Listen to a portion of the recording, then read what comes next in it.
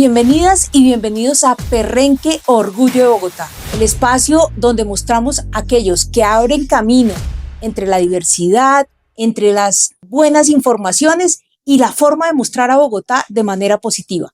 Hoy tenemos una invitada que ha venido trabajando precisamente en estos temas, María Mercedes Costa, directora de Sentido, una organización que le apuesta a comunicar en medio de la diversidad. María Mercedes, bienvenida. Muchas gracias por estar hoy con nosotros aquí en Perrenque Orgullo de Bogotá. Hola Blanca, muchas gracias a ustedes por la invitación. María Mercedes, antes de entrar a hablar de Sentido, a mí siempre me gusta preguntarle a mis invitados, a invitadas, ¿dónde nacieron y qué es lo que más recuerdan de su infancia? Cuéntame, ¿tú dónde naciste, María Mercedes? Yo nací en Bogotá hace ya 40 y casi 49 años. Yo crecí, mi colegio, la universidad, todo fue en Bogotá, en Niza Antigua, con mis hermanos, en una casa pues muy grande, somos varios hermanos, entonces yo soy la menor. En la época de que las mascotas no estaban dentro de la casa, sino que estaban por fuera y no dormían dentro de la casa y ese tipo de cosas, fue como esa infancia, ¿no? Entonces yo creo que siento que fue una infancia feliz, como de muchos juegos, como en esa época pues obviamente no había nada de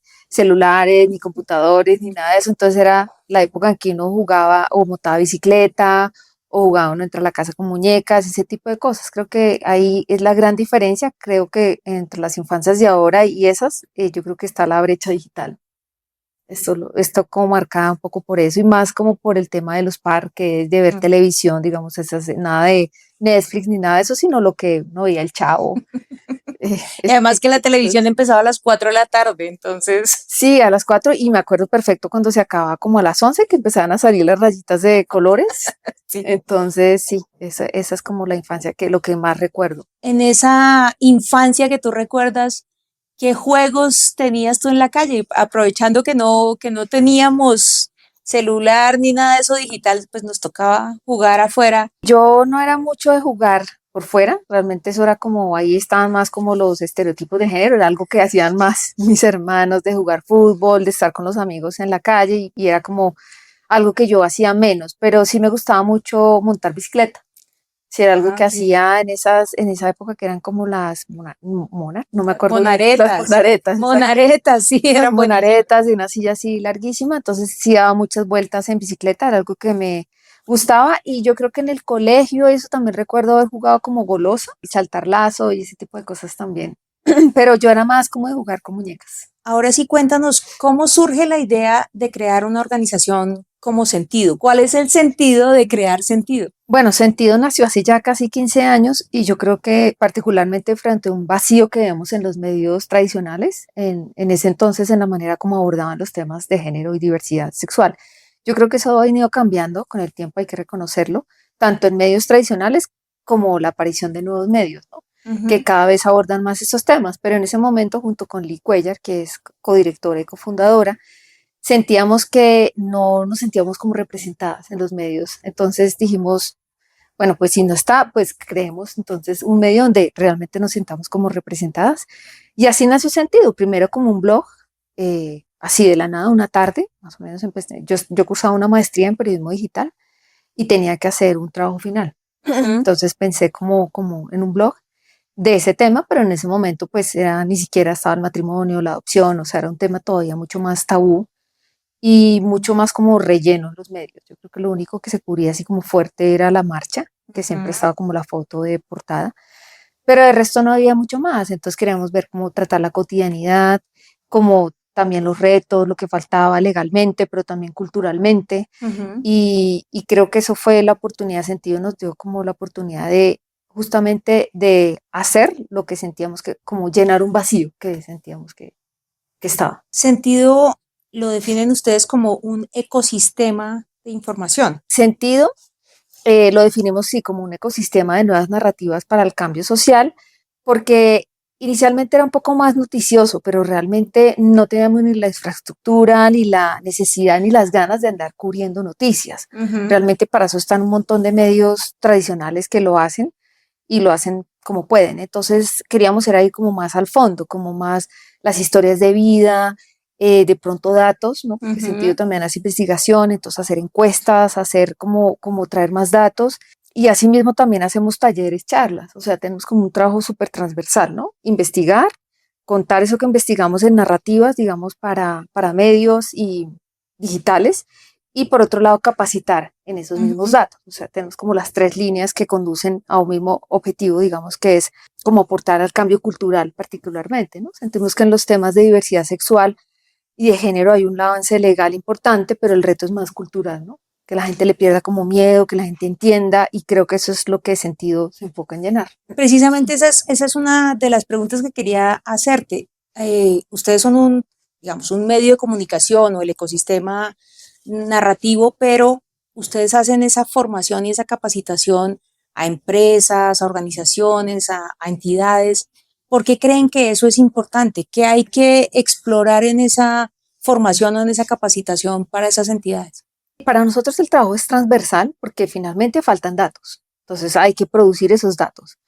Por otro lado, hay que comunicarlos en las narrativas digitales, pero pues sabemos que las narrativas digitales tienen unos algoritmos que marcan a quién le llega ese contenido y a quiénes no. Ujú. Entonces es importante que le llegue a unas personas que le está llegando a través del ecosistema digital y eso es importante, pero hay que ir más allá y hay que llegar a otras personas que por ninguna otra vía van a llegar a Sentido. Ujú. Entonces, esas son personas que están en empresas, que están en instituciones educativas, que están, sí, como en esos espacios y son las que hacen las preguntas más que uno dice, ¿cómo todavía preguntan esto? Pero son las que hay que responder.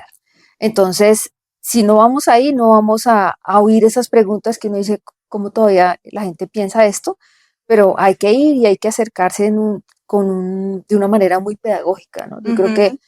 que parte de lo que ha sido como nuestro plus es que no tratamos como de regañar a la gente o de decir por qué no se dice así sino así, sino pues hay que entender que la gente tuvo unas herramientas, una historia, no todo el mundo cuenta con los mismos conocimientos ni oportunidades y pues nuestra misión es justamente entender eso y tratar de acompañarles en su proceso de aprendizaje, ¿no? Ujú. Sin juzgar. Y entonces eso es clave para eso, estar en empresas, ¿no? Y empresas grandes, chiquitas, las que sea, vamos a todo tipo de empresas, pero particularmente nos contratan las que tienen políticas de inclusión, ¿no? Como parte de sus programas. Pero a colegios también, con los adultos particularmente, que son quienes dan los lineamientos en los colegios, pues hay que ir a responder esas preguntas y además con la apertura a que nos puedan hacer las preguntas que consideren, ¿no? Porque si uno llega y las Sí. personas tienen miedo, como de, pero si les No, pregunto sí, esto me van a van regañar. a decir que cómo no sé Sí, eso, sí. exacto. Hay mucho miedo a veces y yo creo que ese es uno de los grandes retos del activismo, ¿no? Aprender a hacer pedagogía sin, pues poniéndose en los zapatos de los demás. Bueno, yo también tengo una trayectoria en el activismo. Ujú. Recuerdo mucho que habían muchas discusiones alrededor de eso. Una era, ¿y nosotros por qué tenemos la obligación de enseñarle a la gente si nosotros somos precisamente los que estamos siendo discriminados? ¿Por qué ustedes optan por la vía de la pedagogía, por la vía de enseñar y comprender al otro en lugar de ese activismo más radical que conocimos al comienzo? Yo creo que el activismo es una suma de esfuerzos, ¿no? Es como un mosaico y realmente cada quien tiene un rol.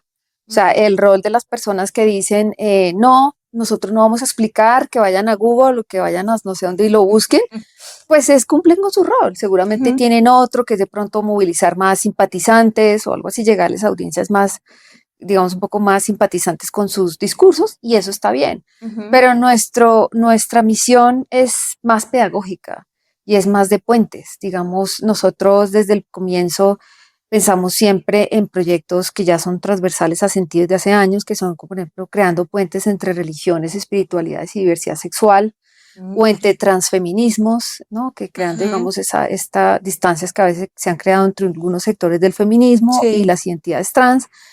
Ese creo que es más nuestra misión, es una misión mucho más pedagógica y mucho más de crear puentes. Entonces, es, digamos, la elección que hizo sentido, pero yo creo que las otras elecciones también son válidas. O sea, yo creo que quienes dicen no, no vamos a explicar, búsquenlo, pues bueno, su apuesta es otra, seguramente tienen Ujú. otro rol. Entonces, yo creo que es una suma de esfuerzos y todos los esfuerzos son válidos. En estos casi 15 años que nos cuentas que lleva sentido, ¿cómo has visto la transformación precisamente de esa cultura en Bogotá? ¿Crees que Bogotá ha dado más oportunidades para este trabajo que ustedes vienen haciendo? ¿O ha sido más bien, al contrario, más dificultades? ¿Cómo han visto ese cambio en la ciudad? Bueno, yo creo que un cambio evidente, o sea, como un hecho evidente es haber tenido una alcaldesa lesbiana. Yo creo que haber elegido una alcaldesa lesbiana en una ciudad pues tradicional, donde era abierta su orientación sexual, no era un secreto, Ujú. pues ya dice mucho, ¿no? O sea, la gente validó más su trayectoria, lo que sus propuestas en ese momento, y ese tema pasó como, sí, obviamente se dieron comentarios y todavía uno ve que a veces le cuestionan sus acciones con comentarios sexistas, pero creo que eso ya dice mucho de cómo hemos avanzado. Y también yo creo que finalmente a nosotras nos contratan la mayoría, son empresas de Bogotá. Entonces Ujú. yo creo que es un tema que sí se ha ido avanzando. Hay empresas cada vez con más políticas de inclusión. Bueno, también uno ve programas públicos, ¿no? De las alcaldías, de las secretarías, que exista todavía una dirección como la Dirección de Diversidad o la Ujú. Subdirección LGBT, o sea, que no haya llegado a una alcaldía como buscar como torpedearla. No sé cómo sea el tema de presupuestos, si eso funciona o no, pero bueno, digamos que uno ve que estos temas están ya sobre la mesa, ¿no? Ujú. De pronto quizás falta más ejecución, más pedagogía, más lo que sea, pero claramente hay un avance. Falta, sí, y yo creo que, digamos, para mí, o bueno, para sentido, como que el gran reto es más cultural, ¿no? Y por eso trabajamos también tanto el tema de espiritualidades y, y diversidad sexual, porque vemos como las ciertas iglesias, ¿no? Van creciendo y de manera paralela esas iglesias pues tienen algunas, ¿no? Las más fundamentalistas, unas visiones Ujú. como muy en Bastante. contra de la diversidad sexual y de género. Ujú. Entonces, pues eso sí puede ser un obstáculo importante, ¿no? Digamos, que se siga, que este tipo de iglesias sigan como rechazando la diversidad, que es pecado, que no sé qué. Yo creo que eso sí, sí, sí, y que quienes lideran estas iglesias o forman parte lleguen a cargos de toma de decisiones también me parece como preocupante a veces. Ya que mencionas ese tema, recientemente hubo una gran polémica por una guía que estaban planteando en la Secretaría de Educación de Bogotá, porque supuestamente esa guía lo que hacía era llevar a los niños a la homosexualidad o llevar a los niños. ¿Creen ustedes que esa transformación cultural que ustedes están promoviendo puede llegar a esos espacios tan fundamentalistas que hacen este tipo de debates? ¿O cómo podríamos reducir ese impacto que tienen esos grupos religiosos que tienen obviamente todo el derecho a profesar su Ujú. creencia, pero pues que están haciendo también un trabajo en contra de otros derechos? Sí, yo creo que esos grupos religiosos, digamos, tienen tentáculos políticos, ¿no? Ujú. Entonces están siempre buscando llegar como a cargos de elección popular donde se puedan tomar ese tipo de decisiones.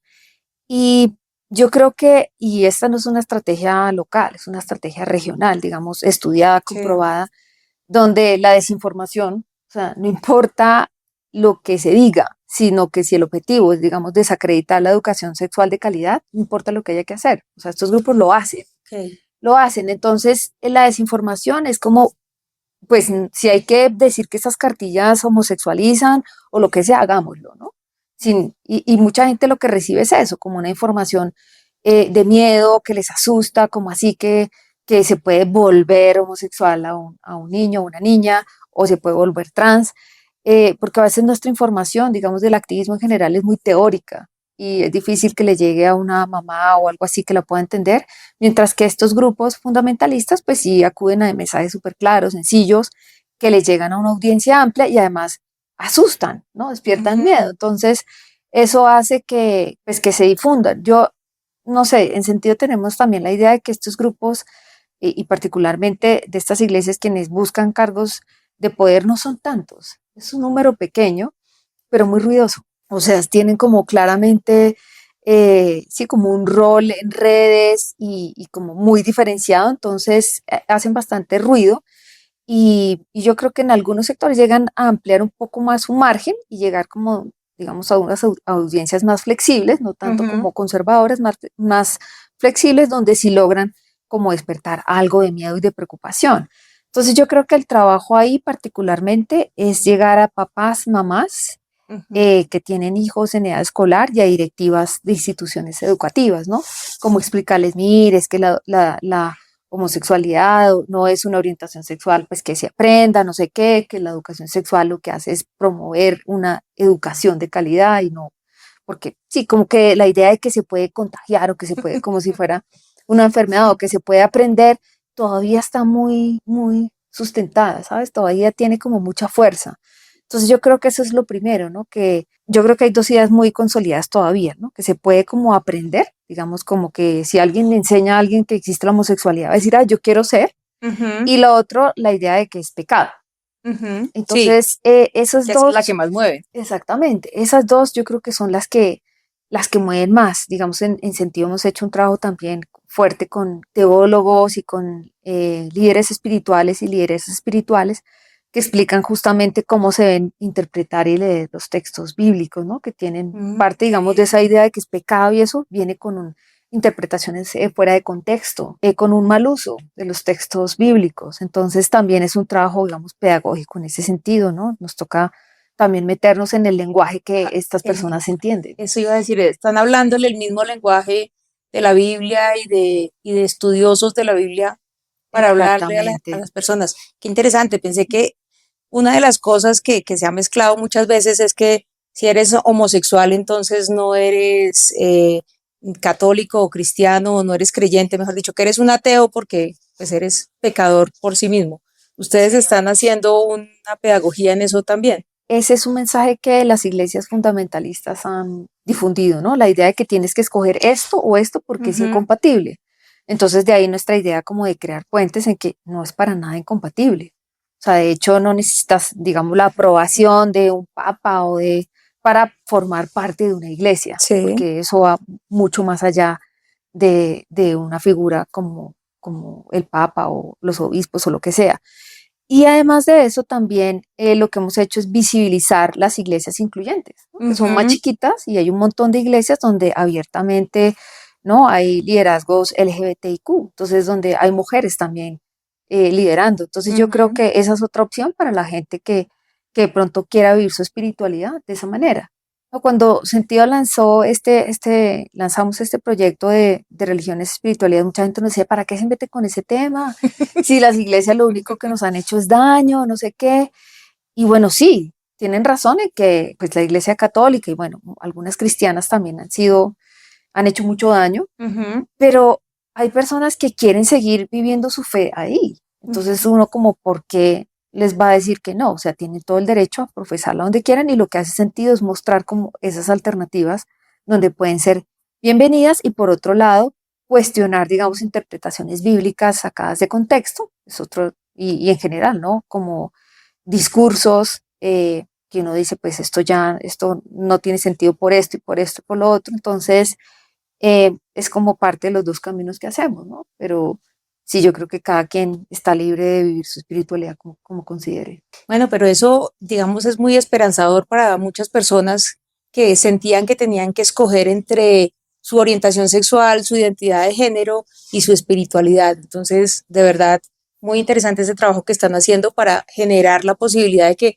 no hay que escoger, que se puede ser lo que se quiera ser y a su vez creer en lo que se quiera creer. Eso me parece muy, muy interesante. Y si uno habla de la cultura y mencionas que un trabajo que están haciendo es precisamente el cambio cultural. ¿Tú cómo definirías la cultura en Bogotá y sobre todo la cultura alrededor de la diversidad? Bueno, yo creo que la cultura alrededor de la diversidad pues está marcada como por prácticas, ¿no? También tradiciones, eh, sí, como esas prácticas que se van como instaurando, ¿no? Uno ve que, por ejemplo, escuchas hablar entre hombres gays que dicen que la cultura gay, ¿no?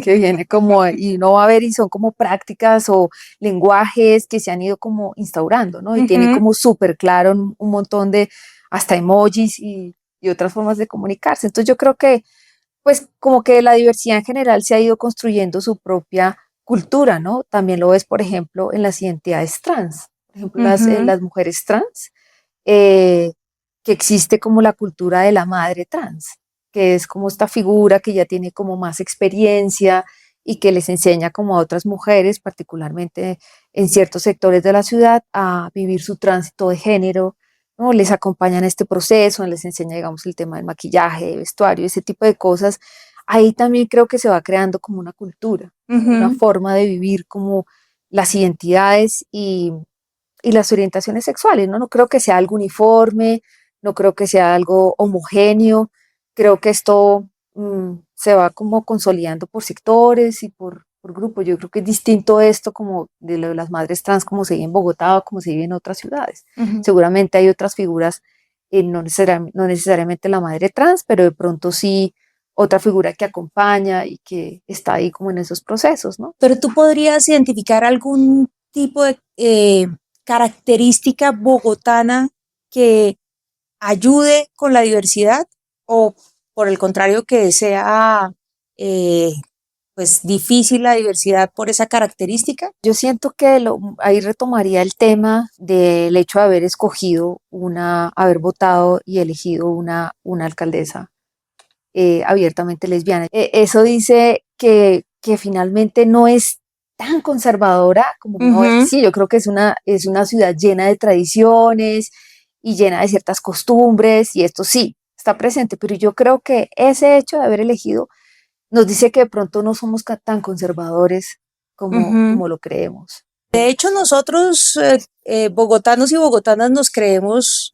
súper formados, abiertos, educados, no sé qué, y pues nos vanagloriamos de eso y por eso a veces tratamos a las otras ciudades de provincia, pero a veces no crees que esa es una como una postura un poco políticamente correcto, que puede que estemos haciendo o diciendo cosas políticamente correctas, pero por debajo sí sigan siendo conservadores, un poco homofóbicos. Sí, yo creo que eso obviamente no ha desaparecido por completo, pero digamos que el voto, por ejemplo, es secreto, ¿no? O sea, digamos, entre comillas, si tú Ok, habrías podido votar, tú podrías decir, ah, no, sí, esa candidata me gusta y votar por otra persona, porque nunca voy a votar por una persona LGBTIQ, pero la gente lo ya, hizo. ya, ok. Entonces creo que eso es lo que me dice a mí más de lo que realmente pasa. Ahora, tienes razón en el tema de que en Bogotá muchas veces sentimos como la superioridad y hace poco justamente lo vi en un video que circuló en redes que un sujeto como que insultaba a una mujer y le decía como Bogotá para los bogotanos, váyase de Váyase. acá.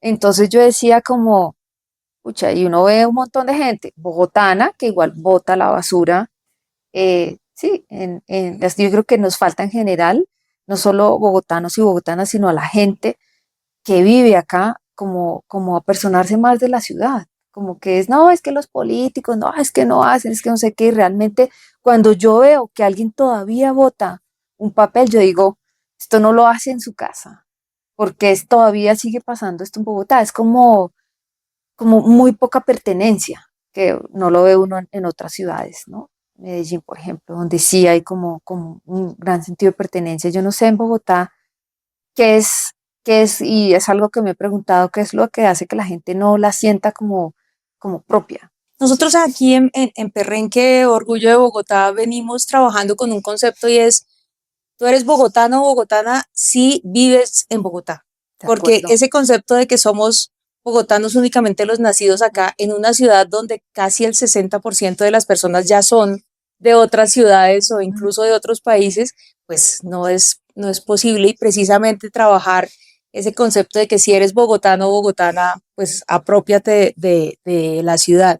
Y precisamente por eso este programa busca reconocer trabajos como el tuyo, trabajos como han hecho varias personas, de trabajar por la ciudad o trabajar en este caso por la diversidad del país en general.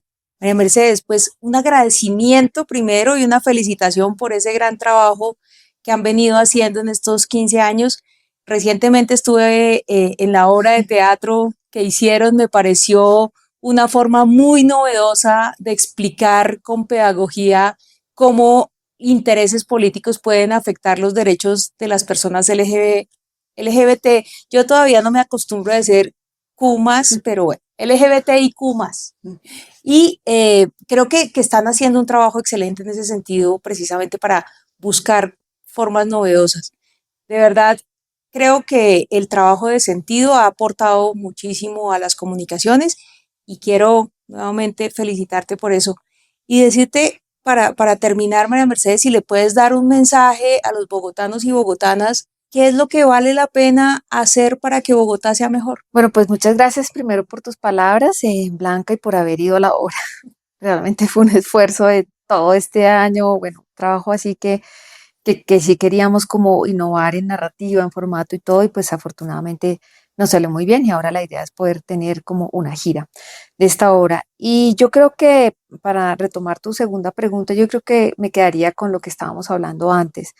Yo creo que a los bogotanos, a quienes, que es bogotanos, bogotanas, real, que son quienes vivimos en esta ciudad, nos falta eso, apersonarnos de nuestra ciudad, Ujú. sentirla propia, porque sí, como que siempre estamos esperando que los demás o que los políticos o que las autoridades resuelvan todos los problemas. Hay muchas cosas que podemos hacer Sí. porque todo el tiempo estamos quejándonos, ¿no? Que es que el tráfico, que la inseguridad, que no sé qué, pero realmente uno dice el tráfico y la gente parquea donde no debe parquear, hace doble fila para girar, o sea, son pequeños detalles, ¿no? Es Ujú. como, no es, o sea, para empezar el cambio no se necesitan inicialmente las grandes vías, ni los grandes puentes, ni nada de eso, sino simplemente sentirla propia. Y cuando uno siente algo propio, es como su casa, como cuida uno su casa. Entonces es lo mismo que yo creo que falta con Bogotá, sentirla propia, como sentirla en nuestra casa y empezar a tomar medidas cotidianas, sí, en el día a día, prácticas que no nos cuestan. Que no es no botar un papel en la calle, no desde un bus o algo que la gente simplemente lo bota, a algún lado va a ir. Bueno, María Mercedes, muchísimas gracias. Gracias por esta entrevista y sobre todo gracias por el trabajo que vienen haciendo en sentido. No, muchas gracias a ustedes nuevamente. Y bueno, a todas y a todos ustedes, muchas gracias por ver este capítulo y están invitadísimos, invitadísimas a ver el siguiente capítulo donde también tendremos a un invitado o invitada que va a mostrarnos cómo Bogotá nos genera orgullo.